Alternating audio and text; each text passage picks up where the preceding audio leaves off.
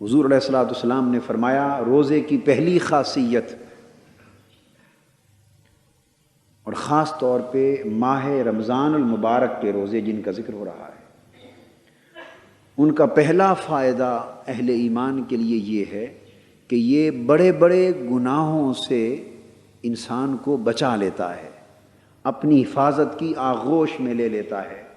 اور انسان کے لیے ڈھال بن جاتا ہے تاکہ ان گناہوں کے سبب وہ جہنم اور دوزخ تک جانے سے بچ سکے۔ اس کا ایک پہلو یوں بھی ہے کہ حضور علیہ الصلوۃ والسلام نے ارشاد فرمایا، جب ماہ رمضان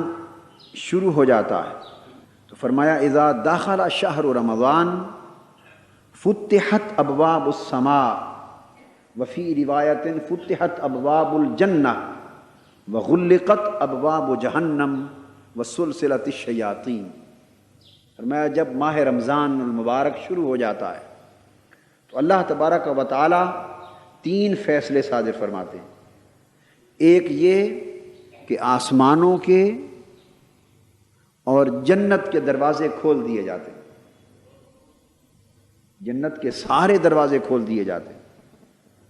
اور آسمانوں کے دروازوں کے کھولنے کا مطلب یہ ہے کہ اشارہ ہے اللہ پاک کی رحمتوں،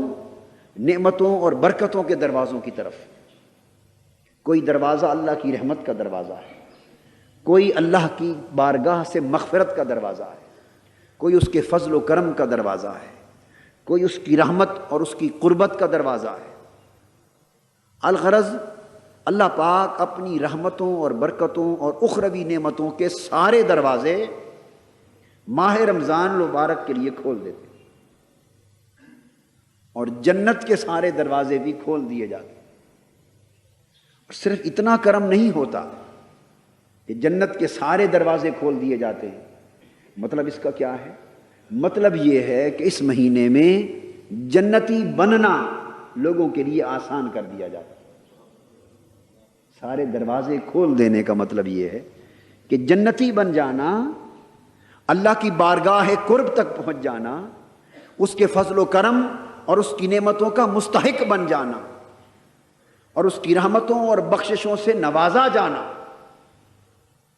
سال کے بقیہ 11 مہینوں کے مقابلے میں اس مہینے میں بڑا آسان کر دیا جاتا ہے۔ وغلقت ابواب جہنم، اور دوسرا فیصلہ یہ ہوتا ہے کہ دوزخ کے سب دروازے بند کر دیے جاتے ہیں، دوزخ کے دروازے بند کر دیے جاتے ہیں۔ مطلب یہ ہوا کہ وہ عوامل جو انسان کو جہنمی بناتے ہیں، وہ بڑے گناہ جن کا ذکر ابھی ہو رہا تھا، وہ محرکات، وہ عوامل، وہ اسباب جو انسان کو کھینچ کر جہنم کی طرف لے جاتے ہیں،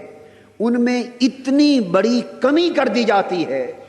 کہ جس کمی کی طرف اشارہ کیا جا رہا ہے کہ لوگوں ہم نے تو جہنم کے دروازے بند کر دیے ہیں، اب تمہاری مرضی کہ اب بھی جنتی نہ بن سکو تو نصیب ہے تمہارا۔ یعنی ہم نے تو جہنم کے دروازے بند کر دیے، جنت کے دروازے کھول دیے، یعنی تمہیں ایک ایسا ماحول عطا کر دیا جس ماحول میں دوزخی بننے کی گنجائش کم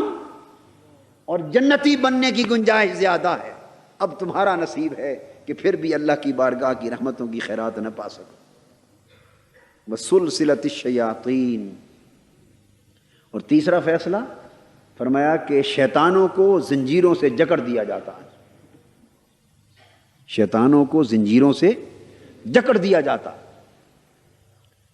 دو عوامل ہوتے ہیں انسان کو گمراہ کرنے کے،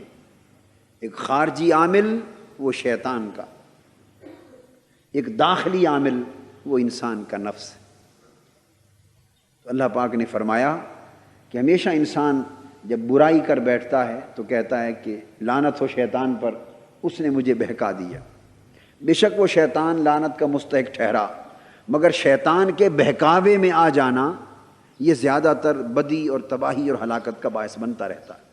فرمایا کہ ہم اپنے بندوں پر اتنا کرم بھی کرتے ہیں کہ جتنے شیطان ہیں انسان کو بہکانے والے، ان کو اس مہینے کے لیے جکڑ کے بند کر دیا جاتا ہے۔ گویا خارجی عوامل بھی روک دیے جاتے ہیں، بس صرف ایک اندر کا عامل انسان کا اپنا نفس رہ جاتا ہے۔ صرف ایک اندر کا عامل رہ جاتا ہے انسان کا نفس، اور پھر اس نفس کی اصلاح کے لیے روزہ عطا کر دیا ہے کہ صبح سے شام تک اللہ کی رضا پر روزہ رکھنا، اور رات کو اللہ کی رضا میں قیام کرنا، اور پھر قیام کے دوران اللہ کا کلام سننا۔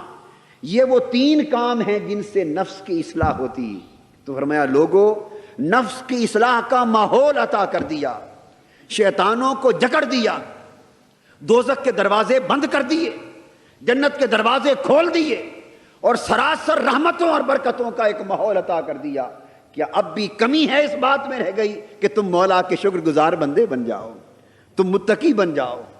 اللہ کی رحمتوں، نعمتوں اور جنتوں کے حقدار بن جاؤ؟ اگر اب بھی نہ بن سکو تو اس سے بڑی بدبختی